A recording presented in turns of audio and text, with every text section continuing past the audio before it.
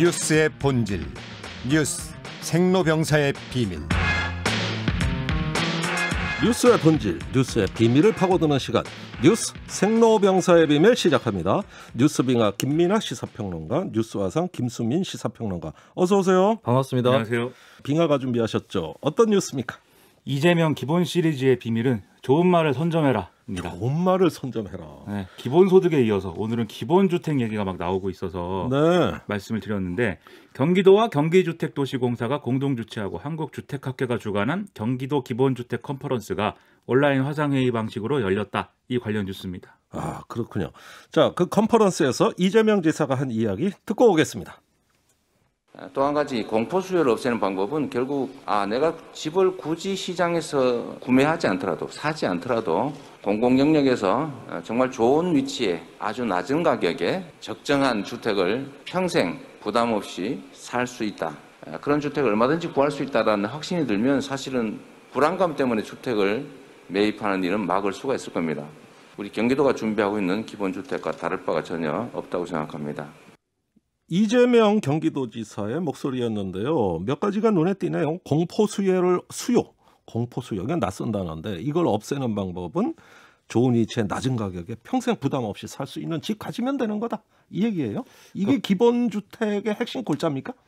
그런가 봅니다. 네. 이 공포수요라고 표현했는데, 이른바 언론이 얘기하는 뭐 패닉바잉 이렇게 벌어지는 그런 뭐랄까 어떤 행태들 있지 않습니까? 예를 들면 이제 집값이 좀 오르기 시작하면은 이거 이번 기회가 아니면 지금 사지 않으면 내가 앞으로 영원히 집을 사지 못할 수가 있다. 이래서 막 빚을 져가지고 무리해서 더 오르기 전에 빨리 사버리자 이래가지고 이제 집값이 더 상승하는 이런 이제 일들이 있는데, 그게 아니라 언제나 집을 가질 수가 있다, 내지는 언제나 안정적인 주거 환경에 있을 수가 있다라는 전제가 있으면 그렇게 이제 뭐 패닉바잉을 하지 않을 거다, 뭐 이런 얘기를 하는 거거든요. 네. 그러니까 이게 기본주택이라는 게 결국은 어떤 공공주택의 강화된 개념이다, 뭐 이렇게 봐야 되겠는데, 지금 경기도가 실제로 추진하는 정책은 무주택자 누구나 30년 이상 장기간 거주할 수 있는 임대형 이 주택이 있고, 그다음에 토지를 공공이 임대하고 주택을 개인이 소유하는 이런 분양형 주택, 이렇게 두 가지의 기본주택을 추진하고 있다, 이렇게 얘기를 하고 있습니다. 그리고 법안 발의도 지금 이루어졌는데,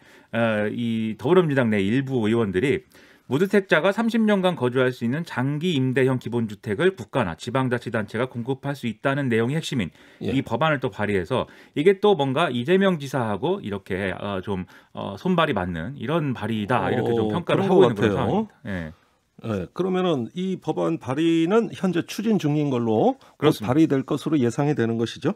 그렇습니다. 네. 예, 알겠습니다. 자, 이런 이야기들 굉장히 새로운 얘기는 아닌 것 같습니다. 외국에도 뭐 사회주택, 비영리주택 이런 얘기들 굉장히 많이 나왔거든요. 그리고 뭐 계속 이재명 지사가 앞에 한 얘기 들으셨지만 사실 뭐 이 주택 정책을 얘기하면서 문재인 대통령을 비롯해서 여당의 의원들, 심지어는 이제 보수 정치권에 있는 의원들도 사실은 비슷하게 이러한 어떤 비유나 이런 것들을 써서 얘기한 게 많이 있습니다. 그렇기 때문에 뭐가 좀 다른 거냐, 이렇게 좀 의문을 가지실 수도 있는데, 지금 경기도와 그리고 앞서 말씀드린 이제 법안 발의에 이제 함께하고 있는 그 의원들이 주장하고 있는 바는 이제 이런 겁니다. 기성의 공공임대주택은 뭔가 기준이 있어서 그 기준을 충족시키는, 즉 어떤 취약계층들에게 한정적으로 이제 시세보다 싼 임대료의 주택을 이제 제공하는 것이다. 즉 그렇기 때문에 이것은 선별적 복지의 개념인데, 지금 이제 경기도와 그다음에 일부 의원들이 추진하는 이 장기 임대형 기본주택은 수혜 대상을 선별하지 않는다. 그래서 보편적 복지에 가까운 거다. 이렇게 이제 주장을 하고 있습니다. 그렇군요. 그런데 이것도 사실은 지난해 문재인 대통령이 중산층까지 이제 공공임대주택의 혜택을 받을 수 있는 대상을 확대하겠다, 이렇게 얘기를 한 바가 있기 때문에 이게 또 이거랑 비슷한 거거든요. 그러다 보니까 앞서 들으신 부분 중에 이재명 지사가 뭐 평생주택과 경기도 기본주택은 다를 바 없다, 이렇게 설명했는데, 이게 이제 문재인 대통령이 한 언급하고 크게 다르지 않다는 점을 또 다시 한번 이제 언급을 한 것이죠. 그래서 핵심은, 이 기본주택의 핵심은 실제 내용이라기보다는 역시 장명에 있는 것이다.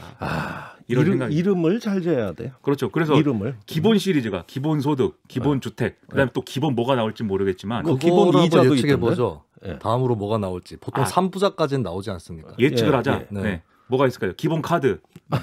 아니 비슷한 거 기본 이자 이 얘기 이미 나오고. 기본 이자요? 기본 방송.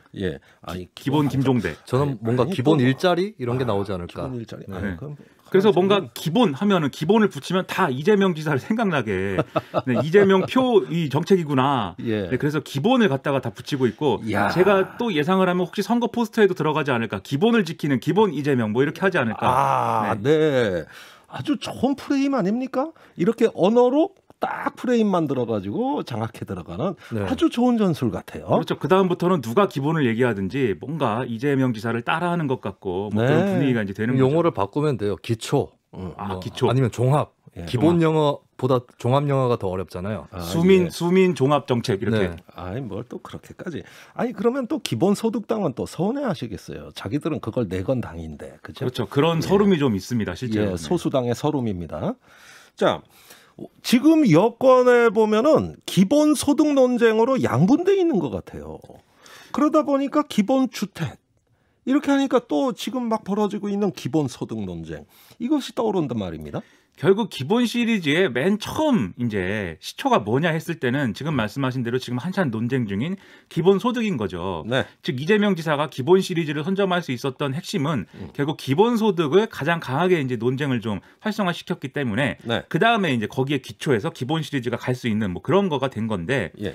이게 예를 들면은 재난 기본소득 이런 것도 있지 않습니까? 예. 이게 굳이 엄밀히 얘기하면 전 도민 대상 재난지원금 이런 개념인데 네. 여기다 굳이 이제 기본소득 이렇게 이름을 붙인 것도 사실은 아하. 이 기본소득을 선점하기 위한 뭐 이런 거 아니냐 이렇게 볼 수가 있겠고 예. 이외에도 경기도가 지급하는 다른 어떤 보편적 차원의 현금 지원 이런 것들에는 다 기본소득 이렇게 좀 이름이 붙어 있는 그런 상황입니다. 네. 근데 이게 엄밀히 또 얘기를 하면 이런 어떤 기본자가 붙어 있는 이런 현금 지원 정책들은 애초에 이제 원론적 차원에서 제기가 됐던 기본소득 구상과는 또 거리가 있는 거기 때문에 예. 아마 앞으로는 이런 차원의 논의도 좀 진행이 되지 않을까 그렇게 생각이 됩니다. 예, 경기도 가로치고 기본도 뭐 이런 표기까지 나오지는 않을까. 기본 경기도. 네. 예.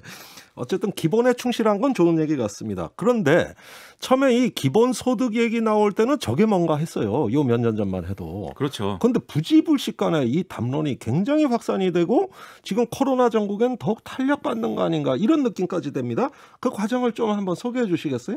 이게 애초에 이 개념이 제기된 거는 노동을 하지 않아도 삶을 유지할 수 있게 하자 이게 핵심입니다. 네. 그래서 예를 들면 앞서 말씀드린 것처럼 뭐 재난 이런 상황이라든지 뭐 청년 이렇게 나이나 혹은 계층 이런 걸 조건으로 하는 건 정확히는 이 범죄에 안 들어가는 거거든요. 예. 그러니까 정확히는 그게 이제 기본소득과의 개념과는 차이가 있습니다. 예. 그리고 애초에 이 원래적 의미의 이제 기본소득은 진보정당이나 사회운동 이런 쪽에서 처음에 이제 한국에서는 주장을 해온 그런 역사가 있고요. 예. 그리고 또 현대적 의미에서 기본소득은 크게 두 가지 차원에서 지금 논의가 되고 있는데 예. 첫 번째는 이 저성장, 코로나19, 4차 산업혁명 이런 어떤 이유로든 종신고용을 목표로 한 이런 사회체제는 더 이상 유지 불가능하다.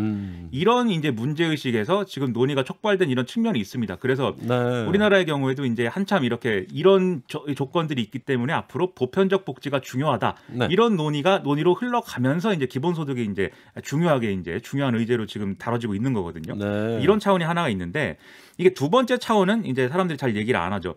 이 지금 위기를 극복하려면 체제 자체가 좀 변화해야 되고 어허. 그러려면 기본소득을 시작으로 해서 이게 일종의 징검다리가 될 것이다라고 간주하고 이 얘기를 하는 사람들이 또 있습니다. 그래서 기성 정치권에서는 이 후자는 잘 얘기 안 하고 첫 번째 의미에 주로 이제 포인트를 맞춰서 예. 사회 안전망 강화 이런 연장선에서 지금 얘기를 많이 하고 있죠. 예, 체제 전환의 의미까지 내포돼 있다. 이건 아주 중요한 지적인데요. 저는 오늘 그 부분까지는 처음 알았습니다.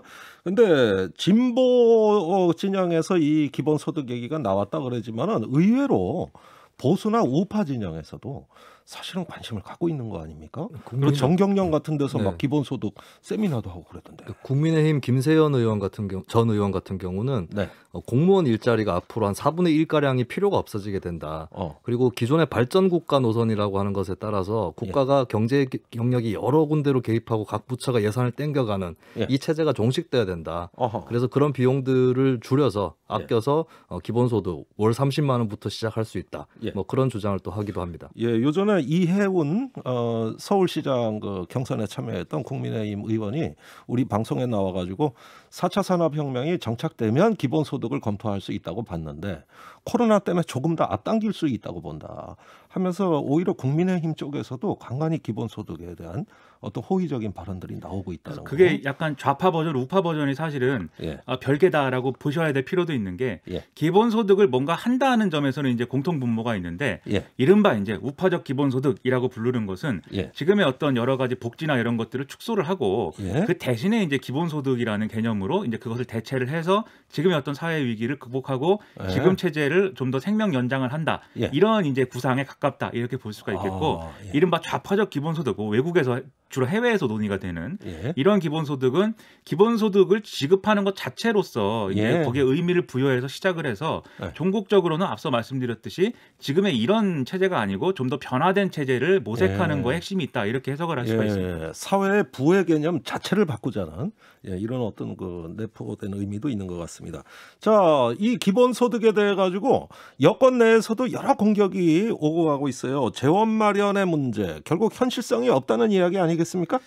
그런 이제 지적이 많죠. 지금 이제 기본소득에 대해서 현실적으로 지금 뭐 일부 지자체나 이런 뭐 제한적으로 이제 추진하는 게 아니라 예. 정말 원래적 의미대로 하려면 예. 지금 기본적으로 지금 상정하고 있는 1인당 지급할 수 있는 금액이 매월 30만 원 정도인데 이것도 사실은 우리가 이 30만 원 받고 일상생활을 영위할 수 있는 경제체제냐라고 봤을 때는 사실은 또 그렇지만은 않죠. 30만 원도 사실 부족한 액수인데 예. 어쨌든 이걸로 시작하자고 하는 거 아니겠습니까? 네. 근데 이걸 전제해도 지금은 재원 문제 해결에 대해서 지금 상태로는 어렵고 그렇기 때문에 뭐 증세나 이런 논의가 이제 필요한데 예. 더 나아가서는 증세가 아니라 아예 새로운 형태의 조세 체계라든가 이런 게 필요할 수도 있습니다. 그래서 뭐 일각에서는 사회 연대세를 이제 뭐 신설한다든지 네. 그리고 이런 세목을 신설하는 게 아니더라도 기존에 이제 세금을 걷는 어떤 원리 자체를 바꿔가지고 예. 어쨌든 증세가 훨씬 더 많이 될 수 있는 세수가 더 많을 수 있는 그런 체제를 만들어야 된다는 것인데 네. 이게 사회적 합의로 이어질 수 있는 거냐 지금 장담할 수 없는 상황이죠. 네. 그렇기 때문에 이게 현실성이 있는 거냐는 결국 사회적 증세에 대한 사회적 합의가 어떻게 이루어지느냐와 연동되어 있는데 예. 그 논의는 지금 못하고 있기 때문에 결국 지금 기본 시리즈들은 이재명 지사의 정치적 어떤 이 미래에는 예. 상당한 도움이 되지만 예. 나머지 사회적 의미로서는 지금은 좀 더 논의가 필요하다 이런 생각입니다. 예, 아직은 논쟁의 초기 단계다 이 말씀이셨어요. 과연 우리의 소득과 부의 미래는 무엇일지 더욱더 궁금해지는 시간입니다. 잠시 후 돌아오겠습니다.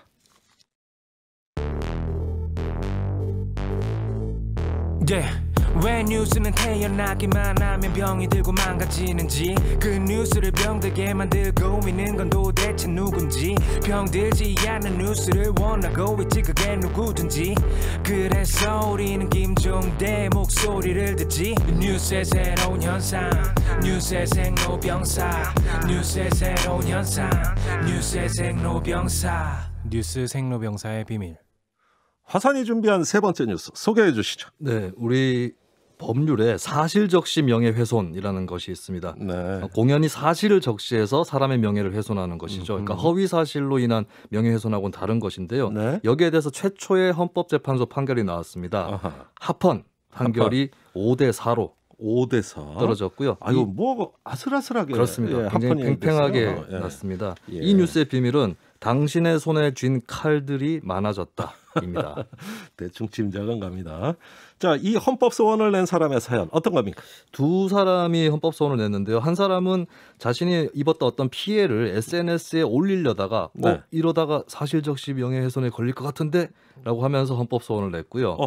그리고 다른 사람은 사실적시 명예훼손 혐의로 벌금 50만 원을 실제 선고받은 사람인데 예. 대법원 재판 중에 위헌법률 심판 제청부터 신청을 했는데 예. 그것이 기각되면서 직접적으로 헌법 소원을 청구한 사례입니다. 그렇군요. 자, 합헌과 또 일부 위헌 의견 어떻게 갈라졌습니까? 양쪽이 공히 인정한 것은 병력, 성적 지향, 가정사 이런 것들을 명시하면서 사생활이나 비밀을 침해하는 것은 위험하다라는 것입니다. 일종의 프라이버시. 네, 여기에 성적 지향이라는 것이 명시가 된 것도 나름대로 역사적인 판결이었던 것 같고요. 네. 그리고 일부 위헌이다라고 하는 논리에서는 결국에는 이제 국민이 위축된다. 아하. 특히 국가 공직자라든지 이쪽에 대한 감시와 비판이 위축될 우려가 있다라고 하는 것이었고요. 그럼 표현의 자유도 위축된다 이 말씀이네요. 예, 바로 그 얘기입니다. 근데 여기에 대해서 합헌 측의 논리는 네. 오로지 공공의 이익에 관한 때는 처벌하지 아니한다는 예외 조항이 있다. 아하. 어느 정도 보호가 된다라고 합헌 측의 논리가 그렇게 전개가 됐고요. 예. 그리고 이 부분이 제가 이제 칼이 많아졌다라고 하는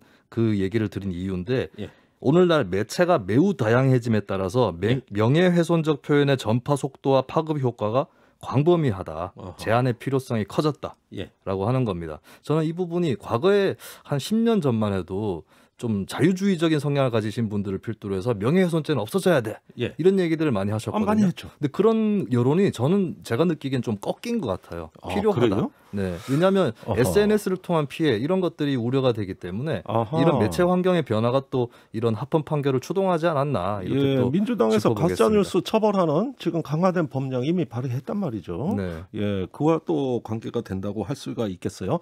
어쨌든 명예훼손 너무 광범위한 거 아니냐. 이 문제를 사고하는데 우린 어떤 기준 필요할까요? 요즘 가짜 뉴스가 횡행하다 보니까 거꾸로 사실인데 뭐가 문제야 네. 이런 태도가 만연할 수 있거든요. 네. 이것도 위험하다 어쨌든 간에. 아하. 예, 그것이 필요하고 그리고 이제 공익적인 주장인가 아니면 프라이버시의 권리를 침해하는 것인가 이것은 좀 구별될 필요가 있습니다. 네. 법률로 구분을 하든 아니면 평상시에 태도로 구분을 하든 아니면 또 판례를 통해서 구분을 하든 예. 이런 분별들이 좀 차차 이루어져 나갈 필요가 있겠고요. 예. 결국에 또 징벌적 손해배상제 도입을 하자는 그런 논의가 나올 수 있습니다. 왜냐하면 네. 형사처벌이 가혹하기 때문에 그거는 없애되 손해배상 쪽으로 강화하자 이런 얘기가 또 알겠습니다. 나올 수 있다는 그 여지가 이번에 남았습니다. 앞으로도 계속 논란이 계속된다는 말씀이셨어요. 오프닝에서 예고한 대로 문재인 대통령의 부산행. 근데 오랜만에 갔네요. 1년 만에 대통령의 부산 방문이라죠? 네, 그렇습니다. 방문 이유는 동남권 메가시티를 구축하는 전략을 점검한다라고 예. 하는 것이고 메가시티는 균형 발전하고는 다른 개념인데요. 어떤 지역에 좀 인프라라든가 이런 것들을 집중시켜서 수도권 인구를 분산하자 이런 취지에서 학계에서 제안이 됐던 건데 네. 이것이 이제 부산, 울산, 경남을 아우르는 초강력 공동체를 만들자라는 방안으로 경남이라든지 부산에서 나타나고 있습니다. 네. 2040년까지 인구 1천만 명을 달성하겠다 이런 계획을 세워놓고 있고요. 이날 또 그 송철호 울산시장이 생활공동체 조성 방안 이런 것들을 설명하러 직접 나타났습니다. 예. 그 밖에도 부산시장하고 경남지사 다 거의 뭐 총출동했죠. 그렇습니다. 그리고 예. 홍남기 경제부총리, 국토부 해양수산부, 행안부 장관들도 다 참석을 했고요. 예. 민주당 이낙연 대표하고 김태년 원내대표까지 동행을 하는 굉장히 큰 자리였습니다. 예. 이 뉴스의 비밀은 대통령은 안개에 쌓여도 비행기는 뜨는가입니다. 예, 뭔가 좀 그 유행가의 한 소절 같은 그런 느낌이 드는데, 자 여기 참석자들 쭉 소개해 주셨는데 네. 부산시장 출마 후보자들 네. 이런 분들은 안 오신 거죠? 네, 이 자리에 뭐 참석을 해가지고 뭘 얘기를 하거나 이렇게 되는 것이 선거법에 저촉될 수도 있는 것이고 예. 또 선거에 대한 어떤 논란 이런 것들이 가중될 수 있기 때문에 알겠습니다. 그렇게는 하지 않았습니다. 자 부산 이번에 4월에 보궐선거 지역입니다. 당연히 국민의힘에서 노골적인 선거 개입이라면서 반발했을 것 같아요. 네, 조영 원내대표가 직접 총대를 맸는데요. 부울경 메가시티라면서 일정이 부산에 집중돼 있다라고 지적을 하기도 했고 네. 민주당은 이명박 전 대통령이 뉴타운 사업 현장을 방문했다면서 불법 선거 개입이라고 반발한 적도 있지 않았느냐 예. 이런 얘기도 했습니다. 그러면서 노골적인 선거 개입은 탄핵 사유다. 선거법 위반 여부를 검토하겠다라는 예. 말까지 했는데요. 근데 이 와중에 좀 다른 전략적 발언도 나왔습니다. 예. 부산이 지역구인 서병수 의원은 가덕도 신공항 특별법에 특별한 것이 빠졌다. 예. 기왕 방문했으면 확실한 신공항 계획을 밝혀달라라고 아하. 대통령에게 뭔가 요구를 얹어가는 예. 그런 또 전략을 취했습니다. 요건 약간 결이 달라요. 그렇습니다. 아니 그런데 노골적인 선거 개입은 탄핵 사유다. 2004년에 노무현 대통령 그 탄핵안이 국회에서 처리된 게 그 선거 개입 문제 아니었습니까? 그렇습니다. 선관위에서는 뭐 위반이다라고 유권 해석을 했는데 그것을 단초로 해서 예. 국회에서 탄핵 소추안 가결을 했는데 헌재에서는 이게 탄핵해야 될 만큼의 위헌적 그렇죠. 행위가 아니다라는 판결을 했었죠. 인용이 안 됐죠. 네. 네, 그때 생각이 좀 떠오르네요. 자, 선거를 앞둔 시점에서 그 대통령이 방문하는 거, 이 선거 개입으로 봐야 되느냐? 어떻게 보세요? 이 미국하고 좀 비교를 해보자면 미국은 대통령이 지원 유세에 막 나섭니다. 근데 네. 거기에 비해서 한국의 대통령은 대통령이 되는 순간 약간 행정가, 중립자처럼 네. 예, 그런 것들을 좀 요구받거든요. 예. 노무현 전 대통령 경우도 얘기를 드렸지만은 사실 이명박 박근혜 정권 때도 현재 민주당이죠. 그 당시에 야당이 같은 공세를 취했다는 것입니다. 예. 이런 부분들은 이제 우리가 수평적 정권 교체를 3번이나 했는데 좀 역지사지도 하고 어떤 확립된 원칙이 있어야 될 것 같은데 대통령의 정치 활동에 대한 제약이 있기 때문에 뭐 노골적으로 지지 발언을 한다거나 이런 게 아닌 이상은 방문 그 자체로 문제를 삼을 수 있을까 이런 의문이 좀 들고요. 그리고 정치적 효과에 대해서 얘기를 드리면 국민들이 그렇게 어리석지 않다. 대통령이 우리 지역에 방문했다고 해서 야 저쪽 땅 밀어줘야겠다 이렇게 과연 생각하는 국민이 얼마나 될까 이 부분도 좀 따져볼 필요가 있겠습니다. 그리고 이게 대통령이라는 존재가 청와대에서 뭘 하든 굳이 부산에 안 가도 말이죠. 뭘 하는 건 다 어쨌든 대통령의 국정수행 지지율에 영향을 미칠 것이고 그리고 그것은 여당의 어떤 뭐 여러 가지 지지율이나 정책 상황에 영향을 미칠 거 아닙니까? 그러면 대통령이 존재하는 게 그냥 선거 운동이죠. 사실 이 기준대로 하면. 그러니까 사실 뭐 어디를 갔다 뭐 이런 걸 가지고 이제 문제 삼는 것은 이제 과도하고 그리고 여기에 더해서 계속 최근에 이제 국민의힘의 어떤 전략이랄까요? 그런 게 재난지원금 문제도 그렇고 어떤 뭔가 어쨌든 이 정부가 적극적인 역할을 하는 것에 대해서는 다 선거를 의식해서 하는 어떤 행위이다.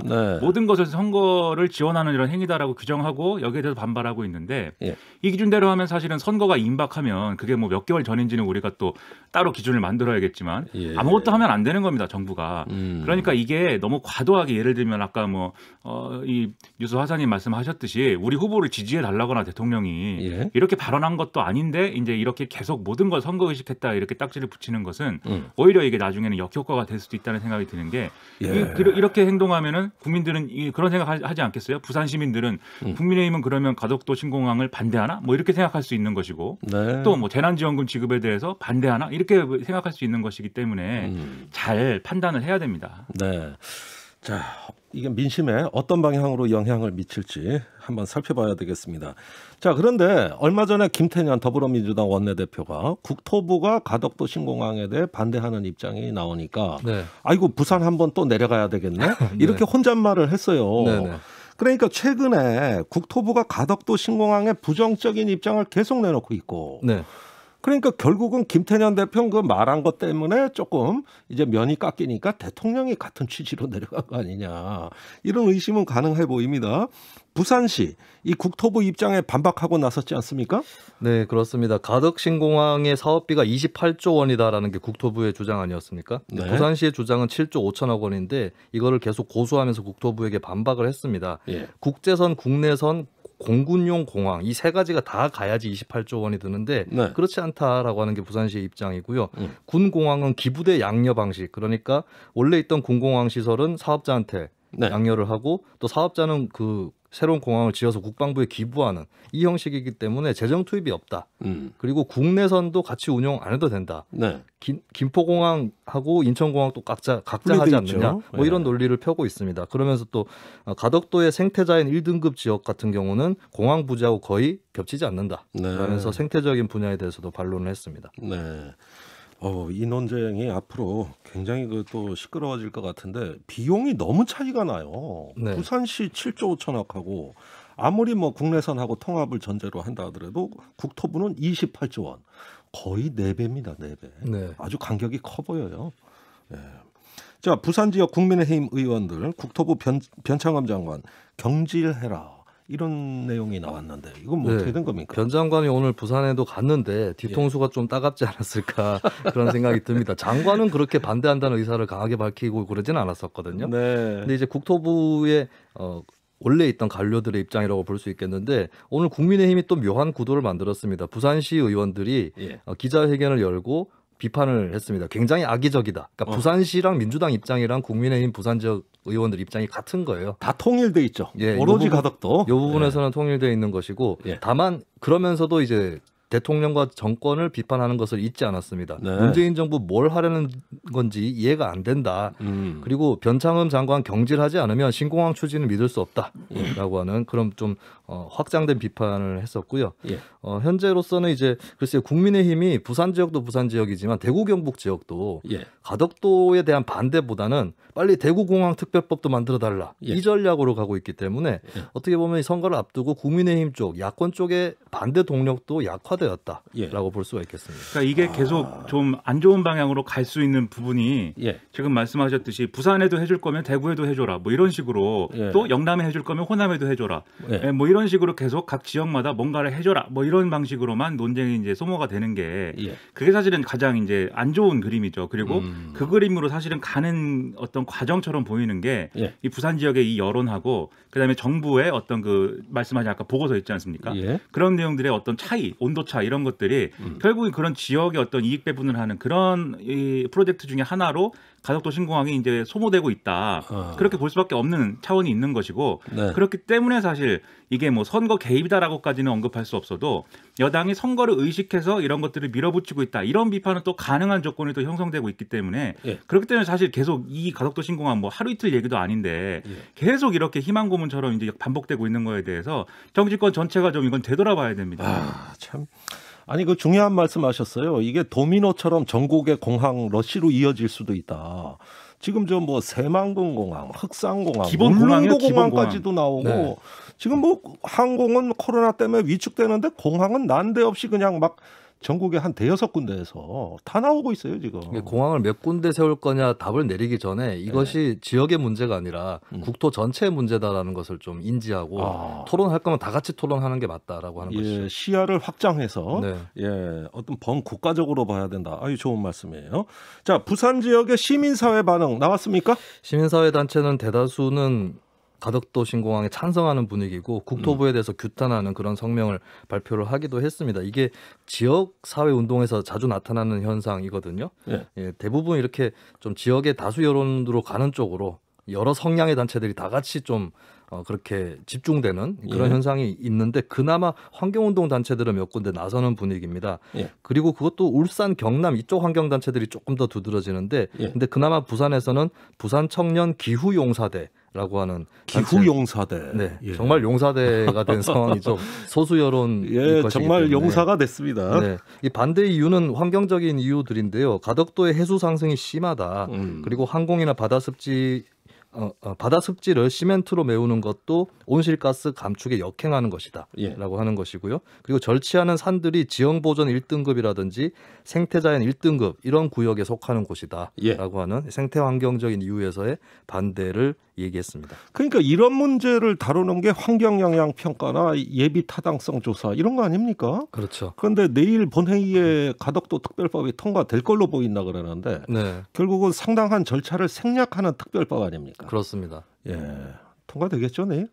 뭐 현재로서는 통과된다고 봐야 되겠죠. 그렇습니다. 아주 큰 일이 벌어지지 않는 이상은요. 거의 뭐 국회의원 여야를 초월해 압도적으로 찬성하는 그런 법안이기 때문에 통과될 것 같다는 관측이었습니다.